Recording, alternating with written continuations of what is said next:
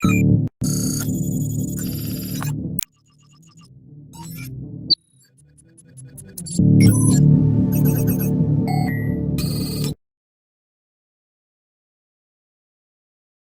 morning friends, welcome to Newton Ferret Institute। दोस्तों, आज हमने इस चैप्टर के दौरान एक नया प्लेलिस्ट शुरू करेंगे। आपकी जेईई, नीट या कोई भी कॉम्पिटिटिव एग्जाम्स नज़दीक हैं, तो इस दौरान आप सब ने कुछ काफ़ी हद तक कुछ लोगों ने अच्छे से मेहनत की होगी, कुछ लोगों का मन नहीं लगा होगा कोरोना वायरस के कारण, तो उनको कुछ ऐसा चाहिए कि जो एक ही वीडियो में पूरे चैप्टर का रिवीजन आ जाए। सो हमने ये कोशिश की है कि आपके लिए ये पूरा चैप्टर जो हम एक ही वीडियो में ला सकें। तो इसका नाम है in one shot. So the electric charge and electric field in one shot सबसे हमारा फर्स्ट चैप्टर फॉर स्टैंडर्ड 12। इस चैप्टर में ज़्यादातर हम फॉर्मूलाज, कुछ कॉन्सेप्ट्स की बातें ऐसा ट्राई करेंगे कि एक वीडियो में सारा का सारा कंप्लीट हो जाए। सो ज़्यादा टाइम ना बिगाड़ते हुए लेट्स स्टार्ट। सबसे पहले अपने पास electric charge and electric field में आता है। सबसे पहले देखा जाए तो इंट्रोडक्शन एंड ऑल दैट, सबसे मेन टॉपिक आता है method of charging. Method of charging में 3 types, friction method, charging by conduction, charging by induction. उसके बाद आता है अपने पास quantisation of charge. Quantisation of charge का मतलब ये होता है कि Q equals to N, that means N is number of charge and E is 1.6 into 10 raised to -19, that is equals to total charge. इसमें N की वैल्यू जो होती है वो कभी भी इंटीजर्स के फॉर्म में होती है, that is 1 2 3 4 and so on. 1/2 1.5 ऐसी कोई वैल्यूज नहीं होती है। So Q equals to N. After that, let us come to Coulomb's law. Coulomb's law में सबसे पहली बात बोली जाए that the force acting between the point like two charges is directly proportional to the product of the charges and inversely proportional to the square of distance between them. Means according to that अपने पास formula आता है F is equals to K Q1 Q2 upon R square. This K is a proportionality constant. ये जो है अपने पास क्या है, proportionality constant है। इस k को हम 1/4 पे एप्सिलॉन नॉट भी लिख सकते हैं। k की value that is 9 into 10 raised to 9, इसका यूनिट है newton metre square upon coulomb inverse square. 1/4 पे epsilon naught, epsilon naught is an permittivity in vacuum. Permittivity means दो जो चार्ज है उनके बीच में आपको ये बताया कि भाई आप परमिटेड है कि आप एक दूसरे पे फोर्स लगा सकते हैं, right. So epsilon naught equals to, फिर हमने जब k की वैल्यू यहां पे पुट अप की, 4 पाई की वैल्यू पुट अप की, we get the value of epsilon naught, that is value of permittivity, that is 1.85 into 10 raised to -12 in SI। इसका इनवर्स आप यूनिट कर देंगे तो वो आपके पास एप्सिलॉन नॉट का मिल जाएगा। Now this is N epsilon. Epsilon मतलब परमिटिविटी इन मीडियम। मींस मान लो कि हमने जो चार्ज है वो किसी दो मीडियम, मींस कोई भी एक मीडियम में रख दिए, तो उसकी परमिटिविटी मान लो कि एप्सिलॉन है, और फिर हमने medium means force in medium and force in without medium, इन दोनों का रेशियो है, तो अपने पास आ रहा है epsilon upon epsilon that is equal to epsilon R. Epsilon R is a relative permittivity that can be called as an capital K। Capital K is, ये जो है वो है डाइइलेक्ट्रिक कांस्टेंट बच्चों। और आपको अगर कोई भी डाइइलेक्ट्रिक कांस्टेंट की वैल्यू दी हो तो आप डायरेक्टली फाइंड कर सकते हैं force in medium, force in medium that is equals to force without medium upon K।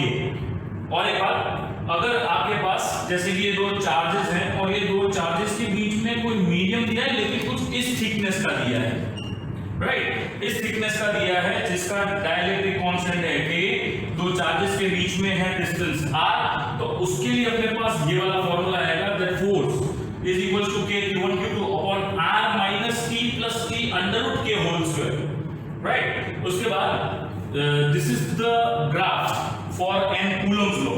Coulomb's law का ग्राफ जो है वो इस टाइप से काम करता है because F is inversely proportional to R square.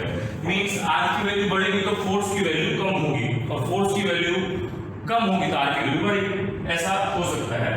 Next is Coulomb's law in vector form. Vector law जो है वो Newton's third law of motion को ओबे करता है, मींस उसको वेरीफाई करता है। किस टाइप से? F12 का मतलब force acting on 1 due to 2, अगर फोर्स 1 3 है तो force acting on 1 due to 3। इस टाइप से आपको बच्चों याद रखना है कि Q1 Q2 upon R1 minus R2 in vector form magnitude whole cube R1 minus R2 in vector form. ये क्यूब इसलिए आया क्योंकि हमने इसके यूनिट वेक्टर को सॉल्व किया। यूनिट वेक्टर को सॉल्व करते हुए यहाँ पे नीचे जो डिनोमिनेटर में मैग्नीट्यूड आया वो मैग्नीट्यूड इस स्क्वायर फॉर्म के साथ मल्टीप्लाई हो गया, दैट इज व्हाई यहाँ पे क्यूब फॉर्म आया। एंड अगर मैं इसको रिवर्स कर दूं तो मेरे पास आ जाता है F21। सो ये जो पार्ट है this verify Newton's third law of motion. फिर अगर अपने पास दो अलग अलग टाइप्स के फोर्स दिए हों और ये कुछ वेक्टर वाला पार्ट है और उन दोनों का मैग्नीट्यूड फाइंड करना हो तो F net, this is F net बच्चों, F net is equals to under root F1 square plus F2 square plus F1 F2 cos theta। ये थीटा जो है ये दोनों फोर्स के बीच का थीटा है, राइट? तो इससे हमें मिल जाएगा F net। If you want to find this alpha means ये कितने एंगल पे F net मिल रहा है, then if you want to find alpha then we can find out by this tan alpha equals to F2 sin theta upon F1 plus F2 cos theta। ठीक है, ये चीज है। Now next topic is our electric field. अब electric field का मतलब ये होता है कि अगर कोई भी दो चार्जेस के बीच में अट्रैक्शन या रिपल्शन फोर्स लगता है, जैसे कि लाइक चार्ज हो तो उनके बीच में रिपल्शन लगेगा, अनलाइक फोर्स हो तो उसके बीच में अट्रैक्शन लगेगा। तो अट्रैक्शन फोर्स होने के कारण ये फोर्स क्यों लगता है, किस कारण से लगता है, तो उनके बीच में इंटेंसिटी होती है, that intensity is electric field intensity. Okay, अब ये जो इलेक्ट्रिक फील्ड इंटेंसिटी है this is electric field. Electric field का मतलब मान लो कि यहाँ पे कोई सोर्स चार्ज दिया हुआ है और ये सोर्स चार्ज की इंटेंसिटी कितने दूर तक है, तो वो अगर हमें फाइंड करनी है तो एक छोटा सा चार्ज लेना पड़ेगा, that is Q0 and that can be called as an test charge. अब ये जो टेस्ट चार्ज है, सॉरी यहाँ पे 2 आएगा, I am sorry to save that. हाँ, ये जो है टेस्ट चार्ज। अब टेस्ट चार्ज जो है वो हमें फाइंड करना हो अगर electric field equals to the force acting on test charge upon that test charge, right? So electric field equals to F upon Q0। अब हम F की वैल्यू अगर पुट अप करते हैं तो Q0 कैंसिल कर दें, मींस मान लो कि इन दोनों के बीच में कितना फोर्स लग रहा है, तो F इक्वल्स टू K, इसको कैपिटल Q मान लेते हैं, capital Q0 upon R square. इन दोनों के बीच का डिस्टेंस जो है वो R स्क्वायर है।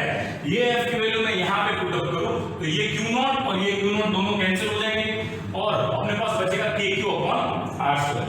वही का वही अगर हम वेक्टर फॉर्म में ले तो वेक्टर फॉर्म में अपने पास ये आएगा, this is during unit vector, ये इसकी R की डायरेक्शन में हमें इलेक्ट्रिक फील्ड मिल रहा है। इलेक्ट्रिक फील्ड इंटेंसिटी भी आप बोल सकते हैं E equals to KQ upon R cube R vector. Now next is इसकी यूनिट है force upon charge, that mean newton per coulomb, और इसका डायमेंशनल फॉर्मूला है m1 L1 T - 3 A - 1, right? Now next is null point. Null point का मतलब ये होता है कि मान लो कि कोई भी दो चार्जेस दिए हुए हैं, some charges here and some charges here, Q1 Q2, और उसके बीच में कहीं पे भी हमें बोला है कि कोई भी एक पॉइंट पे इसकी फोर्स जो है वो 0 होती है, तो वो पॉइंट का डिस्टेंस कितना होगा। तो इसके दो सिस्टम है, मान लो या तो एक इसके इस साइड है या इस साइड है, मींस इन Q1 और Q2 के बीच में नहीं है, या तो इसके राइट हैंड साइड है या इसके लेफ्ट हैंड साइड है। आपका राइट हैंड साइड ये है, जस्ट लाइक या तो इस साइड है या तो इस साइड है, और या तो इसके बीच में है। अगर बीच में है तो हमें क्या फॉर्मूला लगना है, और अगर राइट हैंड साइड में है तो हमें क्या फॉर्मूला लगना है। तो देखिए यहां पे अभी हमने इसको कोई भी एक साइड ले लिया है, मींस ये Q1 और Q2 के बीच में नहीं है, कोई भी एक साइड है, वो कितना डिस्टेंस पे है, L डिस्टेंस पे है। Now we want to find the distance L, तो हमने क्या किया, यहां से L ले लिया और ये डिस्टेंस आ गया X। तो एक हमें इसके और इसके बीच में कितना फोर्स लग रहा है और इसके और इसके बीच में कितना फोर्स लग रहा है, तो हमने इसका क्या किया, इलेक्ट्रिक फील्ड का फॉर्मूला लिया, K Q1 upon L square, means ये वाला डिस्टेंस, और यहां से लेके यहां तक, तो यहां पे यहाँ Q2 से लेके T पॉइंट तक अपने पास डिस्टेंस जो आ रहा है that is L whole square और इन दोनों को इक्वल किया। क्यों इक्वल किया? क्योंकि हमें पहले ही बताया गया है कि कौन से पॉइंट पे इलेक्ट्रिक फील्ड इसका जीरो होगा। ठीक है, तो जीरो होगा तो दोनों की वैल्यू सेम होगी, तो दोनों की वैल्यू सेम है, हमने इसको कंपेयर कर दिया, इसकी वजह से अपने पास ये आंसर आया। हमने क्या किया, इसको सॉर्ट आउट किया, वी फाइंड आउट, हमने इसको L को सब्जेक्ट बनाया। अब L को सब्जेक्ट बनाने से यहाँ पे प्लस, अब ये प्लस का मतलब है कि अगर ये पॉइंट बीच में है तो प्लस आएगा, और ये पॉइंट इस साइड है, मींस Q1 और Q2 के मिड पॉइंट पे नहीं आ रहा है, in the line between the mid point पे नहीं आ रहा है, तो माइनस वरना प्लस। मींस अगर ये पॉइंट P जो है वो P डैश यहाँ पे होता तो हम यूज करते हैं माइनस, और यहाँ पे है तो प्लस, तो इसमें प्लस और माइनस हमने इसलिए लिखा हुआ है। नेक्स्ट इज इलेक्ट्रिक फील्ड का डायरेक्शन। इलेक्ट्रिक फील्ड का डायरेक्शन हमको पता है कि अगर हम प्लस चार्ज के बारे में बात करेंगे तो वो रेडियली आउटवर्ड्स होगी, एंड माइनस चार्ज के बारे में बात करेंगे तो that will B and radially inwards, right. Electric field का भी जो ग्राफ होगा वो सेम टू सेम फोर्स के तौर पे होगा। फोर्स का भी यही था कि F is inversely proportional to r square, similarly E is also inversely proportional to r square. Okay, now next is electric dipole. अब इलेक्ट्रिक डायपोल का मतलब ये होता है कि सेम मैग्नीट्यूड वाले चार्ज एंड ऑपोजिट साइन वाले चार्ज कोई फाइनाइट डिस्टेंस पे रखे हो, उसे बोला जाता है इलेक्ट्रिक डायपोल। उसे क्या बोला जाता है? Electric dipole. मान लो NaCl,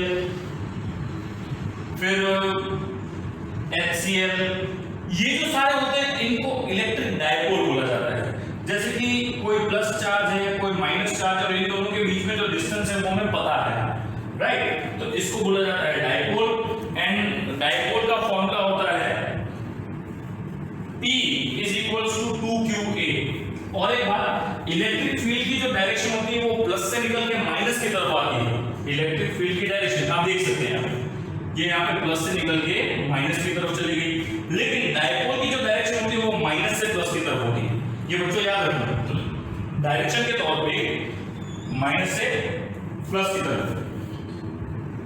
नेक्स्ट इज, अगर जैसे कि ये एक्सिस है तो कोई भी डायपोल अपने पास, ये माइनस चार्ज है, ये प्लस चार्ज है, ये इनका मिड पॉइंट है, यहां से लेके यहां तक का हमने इसमें ए लिया होगा, तो ये ए है, ये भी डिस्टेंस ए है, और इसके एक्सिस पे कोई पॉइंट है, यहाँ पे दिस इज एन एक्सिस। अगर एक्सिस पे कोई पॉइंट है तो यहाँ पे इसका इलेक्ट्रिक फील्ड इन दोनों डायपोल की वजह से कितना होगा वो अगर हमें फाइंड करना है तो this is it's value. E is equals to 2kp x upon x square minus a square. A square ये t cap. T cap shows a direction of dipole in the direction of dipole. ये electric field का जो direction है वो dipole के ही direction में है, that is why यहाँ पे हमारे पास t cap in plus direction आया। अगर हम मान ले कि ये जो डिस्टेंस है यहाँ से लेके x तक का वो a से कंपैरेटिवली बहुत ज्यादा है, मींस इनफाइनाइट है, then we can take here is x is greater than a, तो हम क्या कर सकते हैं कि a को 0 ले लें, a को डिस्टेंस को 0 ले लें, और a को 0 ले से अपने पास ये वाला फॉर्मूला आएगा। सो ये फॉर्मूला अपने पास इलेक्ट्रिक फील्ड का बना E equals to 2kp upon x cube, ठीक है। नाउ अब हम बात करते हैं इक्वेटर की। ये तो हमने बात की एक्सिस की, अब इक्वेटर मतलब जो मिड पॉइंट है इससे परपेंडिकुलरली अपवर्ड डायरेक्शन या डाउनवर्ड डायरेक्शन। तो इसमें क्या होगा कि ये भी एक टेस्ट चार्ज है, जैसे मान ले तो इसका डायरेक्शन हमें यहाँ पे मिलेगा और इसका डायरेक्शन हमें यहाँ पे मिलेगा, तो इनकी वजह से हमें इसके थीटा के तौर पे कोऑर्डिनेट्स बनाने पड़ेंगे। अब कोऑर्डिनेट्स बनेंगे तो यहाँ पे बनेगा e cos थीटा, यहाँ पे भी बनेगा e cos थीटा, और यहाँ पे बनेगा e sin थीटा, और ये दोनों हो जाएंगे कैंसिल। इसके वजह से 2e cos थीटा मिलेगा। 2e cos थीटा में cos थीटा की वैल्यू पुट अप करते हुए हम पूरा सॉल्व करेंगे, तो पूरा सॉल्व करने के बाद e equals to minus kp upon x square plus y square raise to 3/2 t cap, ठीक है बच्चों। और अगेन इसके अंदर होगा वही बात कि अगर हम मान ले कि ये जो डिस्टेंस y है, दिस इज y डिस्टेंस, और ये a से बहुत ज्यादा है, तो हम इसमें a को निगलेक्ट कर सकते हैं, a को 0 ले सकते हैं। So e is equals to minus kp upon y cube t cap, ठीक है। तो ये अपने पास था फॉर इक्वेटर, ये इक्वेटर का फॉर्मूला है। नेक्स्ट कोई भी अनदर पॉइंट पे हो, मींस ये अपने पास माइनस में डाइपोल, ये प्लस में डाइपोल, ये तो हमने इक्वेटर की बात की, यहाँ पे एक्सिस की बात की, लेकिन कोई यहाँ पे पॉइंट हो तो इसका फॉर्मूला कैसा होगा? तो इसका फॉर्मूला अपने पास ये आएगा, that is E equals to kp upon x kp upon r cube in bracket 3 cos square theta plus 1। ये होगा, ये थीटा जो है वो क्या डिफाइन करता है कि यहाँ पे सेंटर से इसका थीटा कितना है, वो थीटा हमें यहाँ पे पुट आउट करना, ठीक है। सो इसकी वैल्यू भी हमें थोड़ी बहुत थीटा पे डिपेंड करती है, सो हमें बात याद रखेंगे। और एक बात आप बच्चों इसमें ये देख सकते हैं कि अगर थीटा यहाँ पे 0 ले ले, थीटा क्या ले ले 0, अगर थीटा 0 ले लेंगे तो यहाँ पे बन जाएगा 3 plus 1 4 under root that means 2, तो ये आ जाएगा एक्सिस वाला फॉर्मूला, क्या आ जाएगा एक्सिस वाला फॉर्मूला। और एक बात, अगर हम इसको ले लेते हैं 90 डिग्री यहाँ पे, तो ये 90 ले तो पूरी टर्म 0 तो यहाँ पे 1 का अंडर रूट 1, तो इसका फॉर्मूला ये इसके बराबर आ जाएगा kp अपॉन बाई क्यू। वो बात अलग है, इसमें माइनस वगैरह नहीं आएगा, बिकॉज हम कैसे फाइंड करें, लेकिन by using the direction find कर सकते हैं, ठीक है। तो इस हिसाब से आप अलग अलग थीटा पे भी अप्लाई कर सकते हैं अकॉर्डिंग टू द डाइपोल। जो हमने इलेक्ट्रिक फील्ड की वैल्यू फाइंड की, उसके लिए ये अपने पास ग्राफ है that E is inversely proportional to R cube। Now dipole में ही अगर हम डाइपोल को यूनिफॉर्म इलेक्ट्रिक फील्ड में रखते हैं, अगर हम लोग डाइपोल को यूनिफॉर्म इलेक्ट्रिक फील्ड में रखते हैं तो क्या होगा? तो ऑब्वियस बात है कि एक फोर्स और दूसरा फोर्स, एक चार्ज यहाँ पे एक चार्ज यहाँ पे, ये चार्ज पे अट्रैक्शन फोर्स यहाँ पे लगेगा, ये चार्ज पे अट्रैक्शन फोर्स यहाँ लगेगा, इसकी वजह से दोनों पे लगेगा, तो ये जो डाइपोल है वो ऐसे रोटेट होगा। और जो ऐसे रोटेट होगा उसमें थोड़ा बहुत अगर एक्सेलरेशन अगर मिल जाता है, रेडियल एक्सेलरेशन, तो ये रोटेट होना शुरू हो जाएगा। और जब ये रोटेट होना शुरू होता है तो इसका मतलब ये होता है कि इसमें टॉर्क उत्पन्न होता है, ठीक है, उत्पन्न होता है, नई लैंग्वेज बहुत ही शुद्ध हिंदी, उत्पन्न होता है, तो इसके अंदर टॉर्क उत्पन्न हुआ। अब ये जो प्लस है ये इस डायरेक्शन में QE लगा रहा है फोर्स, ये इस डायरेक्शन में QE लगा रहा है। और एक बात, टॉर्क कब लगता है? जब अपने पास नेट फोर्स 0 लगे तब। नेट फोर्स जब भी 0 लगेगा तभी टॉर्क लगेगा, वरना टॉर्क नहीं लगेगा। आपके एग्जाम में क्वेश्चन आ सकता है, the torque acting on an dipole, so what is the net force on it? So obviously there is 0, right? So ये है टॉर्क। अब टॉर्क में torque equals to force into force cross displacement r cross f, sorry force cross नहीं, r cross f में हमने f की value put up की E into q, तो उसके तौर पे सारा मिला के अपने पास टॉर्क की वैल्यू जो है वो ये आ रही है, that is torque equals to p cross e को मिला मींस हटा दे तो दैट मींस क्रॉस को हटा दे तो PE sin theta, theta is angle between P and E। अब ये कौन सा? ये वाला एंगल, ठीक है, ये वाला एंगल रहेगा। अब साथों साथ मैं आपको एक दिन बता देता हूं कि इसके बाद अपने पास जो आएगा वो आएगा चार्ज डेंसिटी। क्या है बच्चों? चार्ज डेंसिटी या फिर चार्ज डिस्ट्रीब्यूशन। अब डेंसिटी का मतलब हम सबको पता है, that is rho equals to m by v, rho equals to m by v। नहीं, लेकिन हम चार्ज डेंसिटी की बात कर रहे हैं। ये तो क्या हुआ? Mass density. आप सब 12th के बच्चे हो, आपने थर्मोडायनामिक्स और काइनेटिक थ्योरी ऑफ गैसेस में काफी सारा पढ़ा हुआ है, उसके अंदर मास डेंसिटी के बारे में आता था। तो वैसा का वैसा यहाँ पे अपने पास आएगा चार्ज डेंसिटी। तो यहाँ पे अपने पास 3 टाइप्स ऑफ चार्ज डेंसिटी है। कौन कौन सी? One is linear, another is surface and next is volume. Linear का मतलब होता है लैम्डा, इसका होता है मतलब sigma and this is rho. Linear charge density मतलब Q by L, sigma charge density मतलब Q by A surface charge density, and rho charge density मतलब Q by V। ये सारी चार्ज डेंसिटीज है। अब चार्ज डेंसिटीज का use कहाँ होगा? तो गॉस लॉ जहां पे हम अप्लाई करेंगे वहां पे यूज होगा।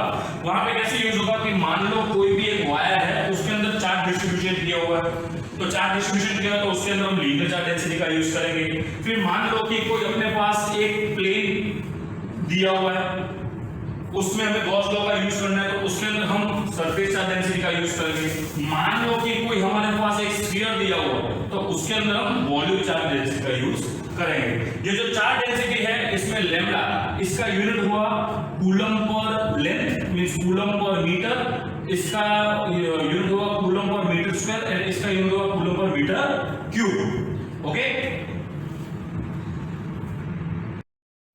तो नेक्स्ट अपना topic electric field, electric field lines. अब इलेक्ट्रिक फील्ड लाइंस जो होती है, तो सबसे पहले हम उनके डायरेक्शन के बारे में बात करें तो ये है प्लस, ये है माइनस। तो प्लस से लेके माइनस की तरफ जो फील्ड लाइंस है वो पास आउट होती है।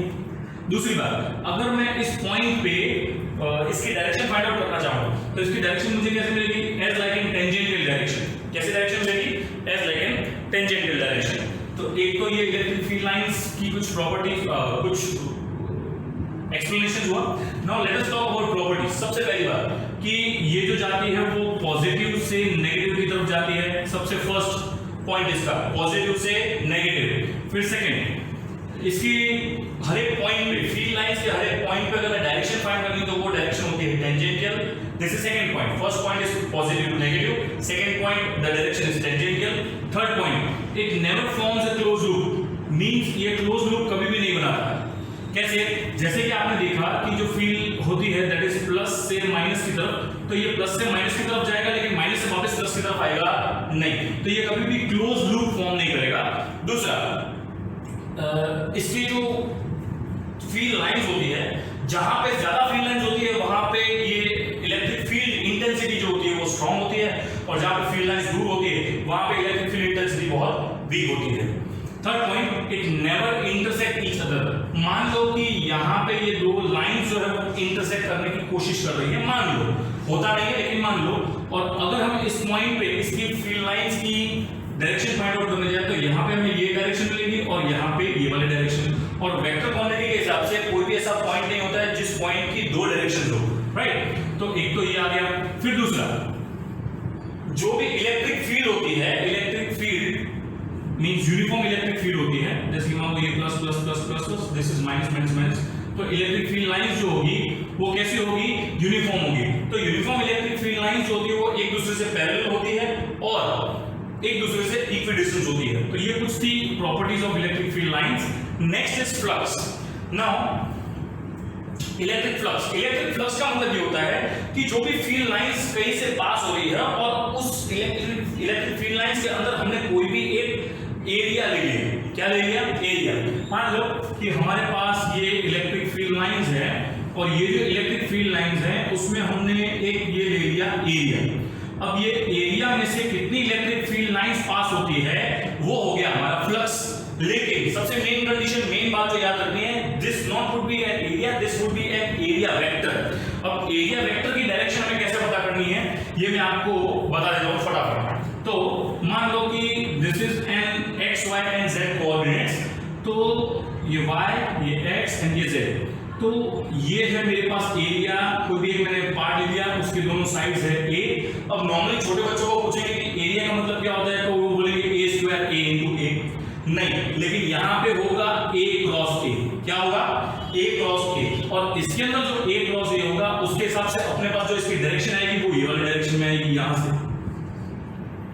मींस ये x और y डायरेक्शन है तो एरिया वेक्टर की डायरेक्शन होगी वो z डायरेक्शन में आएगी। That means it would be in k cap. लेकिन अगर मैं इसका उल्टा लूं तो माइनस k कैप या फिर माइनस k कैप, तो इसके हिसाब से इसकी डायरेक्शन होगी। मींस अगर हम बात करें तो कोई भी एक, ये मैं एरिया ले लेता हूं, तो एरिया मुझे एरिया वेक्टर जो वो यहां पे मिलेगा। अगर इलेक्ट्रिक फील्ड लाइंस ऐसे जा रही है, इलेक्ट्रिक फील्ड लाइंस ऐसे जा रही है, मैंने एरिया यहां पे ले लिया तो भी ले सकते हैं, ठीक है। So we were talking about electric flux. Electric flux के अंदर E डॉट A, और A जो है वो है एरिया वेक्टर, ठीक है। इसमें डॉट प्रोडक्ट है, डॉट प्रोडक्ट हटाने से अपने पास आ जाएगा E A cos थीटा। इसका यूनिट है newton metre square upon coulomb, दूसरा यूनिट है volt into metre. Now let us talk about Gauss law. अब हम गॉस लॉ के बारे में बात करेंगे। गॉस लॉ जो होता है वो क्या होता है कि flux equals to integration close surface E dot dA। एक फॉर्मूला ये होता है, दूसरा फॉर्मूला ये होता है that is epsilon q upon epsilon naught. Epsilon q upon epsilon naught. ये फॉर्मूला अपने पास कहां से आया तो मैं फटाफट से बता देता हूं बच्चों। ये मेरे पास एक स्फेरिकल शेल है, बीच में मैंने एक चार्ज रखा हुआ है, और चार्ज रखा हुआ तो यहां से इसके इलेक्ट्रिक फील्ड लाइंस बाहर निकलेगी, और ये हमें फ्लक्स अगर फाइंड करना है तो फ्लक्स के हिसाब से ये अपने पास आ गया dA, तो flux equals to E dot dA, अब E की value KQ upon R square, और dA एरिया जो है वो अपने पास आ गया 4 पाई R स्क्वायर, K की वैल्यू मैं लिख सकता हूं 1 upon 4 pi epsilon naught 4 pi R square upon KQ upon R square, K की वैल्यू नहीं लेनी हमें, 4 पाई कैंसिल, साथ में हम देखने जाए तो ये R स्क्वायर भी कैंसिल, अपने पास बचा Q अपॉन एप्सिलॉन नॉट, तो इसके हिसाब से अपने पास Q अपॉन एप्सिलॉन नॉट की वैल्यू आएगी। नेक्स्ट इज गॉस लॉ, तो गॉस लॉ में अपने पास ये जो फॉर्मूला है sigma equals to Q upon epsilon naught inside का मतलब कि अगर मान लो कि कोई मेरे पास गॉसियन सरफेस है और उसके अंदर 2 3 4 दिए हो, जैसे कि मान लो Q1 Q2 Q3 Q4 Q5 Q6, तो इसके अंदर समीशन के अंदर Q इनसाइड जो लिखा है दैट मींस 1 4 एंड 6 ही आएंगे, बाकी बाहर वाले आएंगे नहीं, राइट। दूसरा, अगर हम फ्लक्स के बारे में बात कर रहे हैं तो electric flux with respect to एक मेरे पास सरफेस है, तो उसमें से ऐसे अगर इलेक्ट्रिक फील्ड लाइंस जा रही है तो यहां पे अपने पास फ्लक्स मिलेगा 0, अगर बाहर जा रही है तो फ्लक्स मेरे पास प्लस, और अंदर आए तो फ्लक्स मेरे पास minus. Again coming to the Gauss law में फ्लक्स अगर हम फाइंड करना चाहें तो कोई भी मेरे पास एक क्यूबॉइड है, सॉरी क्यूब है, दिस इज अ क्यूब, तो इसके सेंटर में, क्यूब के सेंटर में अगर मैं कोई चार्ज रखता हूं, उसकी वजह से जब हमें इलेक्ट्रिक फ्लक्स फाइंड करना है तो सेंटर पे अपने पास इलेक्ट्रिक फ्लक्स मिलेगा Q अपॉन एप्सिलॉन नॉट। फिर कोई भी एक साइड पे इन छेओं के होते हुए कोई भी एक साइड पे मैं रखता हूं तो अपने पास आएगा that is Q upon 6 epsilon not. फिर अगर मैं किसी भी कॉर्नर पे मींस यहां पे कोई चार्ज रखता हूं तो इस चार्ज की वजह से जो मैं फ्लक्स मिलेगा that will be Q upon 8 epsilon not. और अगर मैं कोई भी वन साइड से पास कर रहा हूं, from here flux passing through one side, कोई भी एक साइड से पास कर रहा हूं, साइड मींस दिस वन, कोई भी एक साइड से मैं फ्लक्स को पास करवाना चाह रहा हूं तो that would be an Q, that means into 4 means, देखो सिंपल है, 8 यहां पे 8 तो 1 3 एंड दैट मींस 8 3 24, उसके हिसाब से डायरेक्ट है, ठीक है।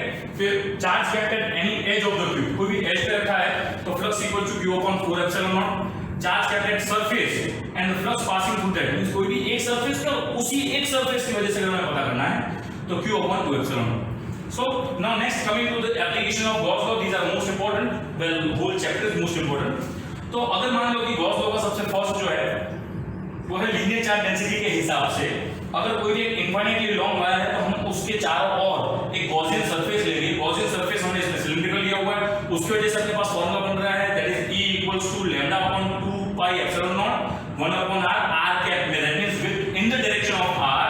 या फिर इसका दूसरा फार्मूला ये भी हो सकता है कि अगर हमें 2 पाई एप्सिलॉन नॉट की जगह पे हमें k अप्लाई करना है, small k equals to 1 upon 4 pi epsilon naught, तो 2k lambda upon r in r के, ठीक है, ये था।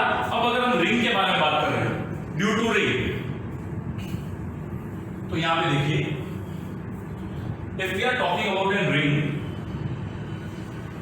और इस रिंग पे पॉजिटिव चार्जेस जो है मींस लिए हुए हैं और यहां पे कोई रेडियस है दैट इज r और ये जो पार्ट है दैट इज x, तो ड्यू टू रिंग, तो इस रिंग पे यहां पे इसकी वजह से जो आपके पास फॉर्मूला बनेगा that would be E equals to KQX upon x square plus r square raise to 3/2। अब इसके अंदर हम कुछ वैल्यूज पुट अप कर सकते हैं, अगर x की वैल्यू 0 मींस ये यहां पे होगा, अगर मैं यहां पे इलेक्ट्रिक फील्ड फाइंड करना that means electric field will B 0। If x is very very greater than r means ये x जो है वो बहुत दूर है कंपेयर टू दिस r, तो अपने पास इलेक्ट्रिक फील्ड का फॉर्मूला आएगा E equals to KQ upon r square. And अगर ये x की वैल्यू r/2 r अपॉन √2 जितनी है मींस अगर ये है एंड ये है मींस इसके जितनी है r अपॉन √2 के आधे जितनी है, तो प्लस और माइनस में देख लेता हूं तो मींस इस साइड हो या इस साइड हो, तो इसमें E मैक्स मिलेगा हमें, जो इलेक्ट्रिक फील्ड होगा वो हमारा मैक्सिमम होगा and that will be Q upon 6√3 pi epsilon naught r square, it will be r square, right. So ये था इस रिंग के अकॉर्डिंग r अपॉन √2 प्लस में r अपॉन √2 माइनस में, ये अपने पास इसका ग्राफ है, आप इसका ग्राफ भी देख सकते हैं।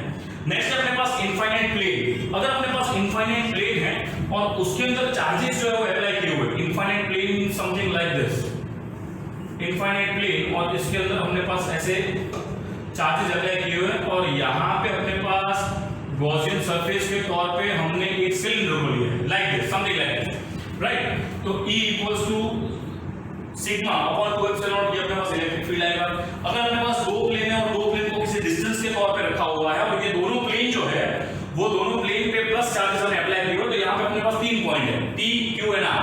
तो P पर कितना होगा इलेक्ट्रिक फील्ड, Q पर कितना होगा, R पर कितना होगा, वो हमें देखना है। तो P पर होगा E plus EA plus EB और आगे आएगा माइनस, क्योंकि ये पूरा माइनस डायरेक्शन है, इन दोनों को सिंपली प्लस कर देना है। We will get the value that is -1/2 epsilon naught sigma A plus sigma B। Similarly Q में इन सेंटर पे देखना है तो EA माइनस EB, तो EA प्लस की डायरेक्शन में EB जो है वो माइनस की डायरेक्शन में, that is why EA minus EB। उसका आंसर हमारे पास ये आएगा, that is 1/2 epsilon naught sigma A minus sigma B। Similarly अगर R के डायरेक्शन में देखना है तो दोनों प्लस में है, तो that would be in both plus direction, EA plus EB, तो इसको प्लस में डायरेक्शन में मिलेगा, that is 1/2 epsilon naught sigma A plus sigma B।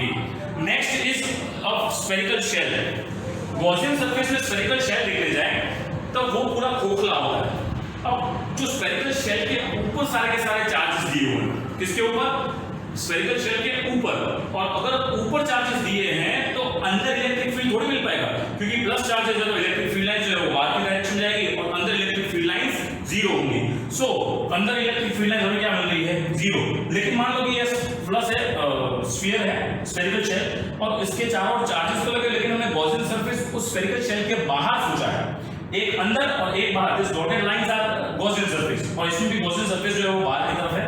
बाहर की तरफ हमारे पास गॉसियन सरफेस होने से अपने पास जो इलेक्ट्रिक फील्ड आ रहा है that would be E equals to sigma R square upon epsilon R square, या फिर Q upon 4 pi epsilon R square, या फिर KQ upon R square.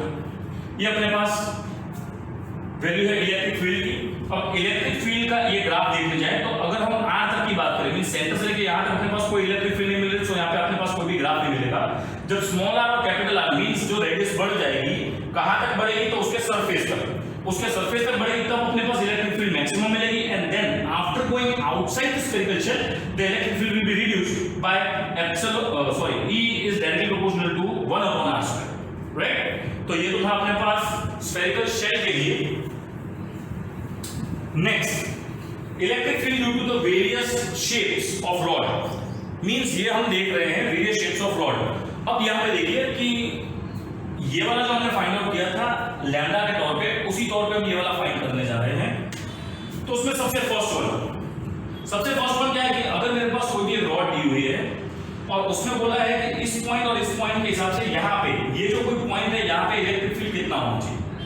So by the calculation of all this आप Gauss law ये सब find कर सकते हैं। गॉस लॉ में एक्चुअली क्या होता है कि ये दोनों को कंपेयर करना होता है, ये दोनों है that is E dot dA equals to Q upon epsilon naught. इसको कंपेयर करना होता है E equals to Q upon epsilon naught upon dA, तब जाके अपने पास ये इलेक्ट्रिक फील्ड मिलेगा।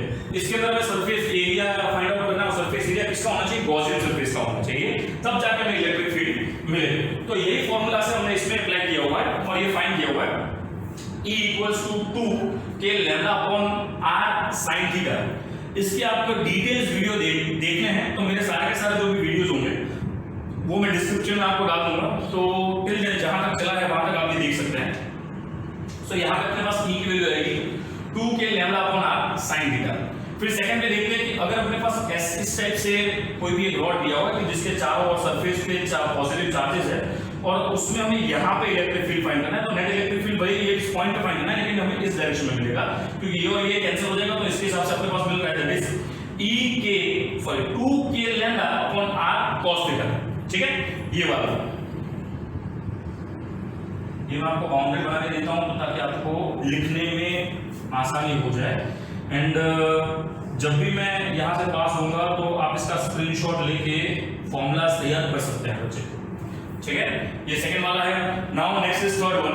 थर्ड वन में अगर मान लो कि मेरे पास कोई रिंग है, उसका 1/4 भाग है, 1/4 पार्ट है, 1/4 पार्ट है। आपको याद होगा पिज्जा, उसका 1/4 पार्ट, 1/4 पार्ट अगर ले लिया उसके हमने किनारे पर एज पर हमने प्लस चार्ज को लगा दिया, तो अपने पास इसका जो मैग्नीट्यूड मिलेगा वो 45 डिग्री पे एक्स एक्सिस पे मिलेगा, and that would be E equals to √2k lambda upon r। इसके साथ साथ third, now this is fourth, आधा हाफ ऑफ पिज्जा कर दिया और उसके एजेस पर हमने चार्जेस लगा दिए, तो हमारे पास E की डायरेक्शन ये वाली डायरेक्शन होगी और इस पे हमें मिलेगा 2k lambda upon r। This would be an electric field. Similarly अगर हम इसमें बात करें कि अगर इस टाइप से है, ये वाला देख सकते हैं, मींस एक चौथाई भाग ले लिया, बाकी जो पिज्जा बच गया उसका क्या होगा, तो ये हो गया प्लस, एंड अपने पास इलेक्ट्रिक फील्ड की डायरेक्शन ये होगी, तो ये दोनों हमें सेम मिलेंगे। आप देख सकते हैं ये दोनों जो इलेक्ट्रिक फील्ड है वो क्या होंगे, सेम होंगे। किस टाइप से, एक चौथाई भाग अगर रखा और एक चौथाई भाग अगर निकाल दिया, तो ये दोनों के हिसाब से अपने पास जो इलेक्ट्रिक फील्ड मिलेंगे वो सेम होंगे। दूसरा लास्ट वाला ये है कि अगर हमारे पास रॉड जो है उसका कुछ शेप इस टाइप से है और यहाँ पे इलेक्ट्रिक फील्ड फाइंड करने के लिए बोला है, तो here electric field would be 0। So बच्चों, JEE एग्जाम के लिए आप सबको बेस्ट ऑफ लक। ये फर्स्ट चैप्टर है, as soon as we will get the time we will again be keeping the next chapters. और एक बात आप अपने फ्रेंड्स वगैरह को बोलिएगा कि please like the channel, like this video, subscribe the channel, and thank you.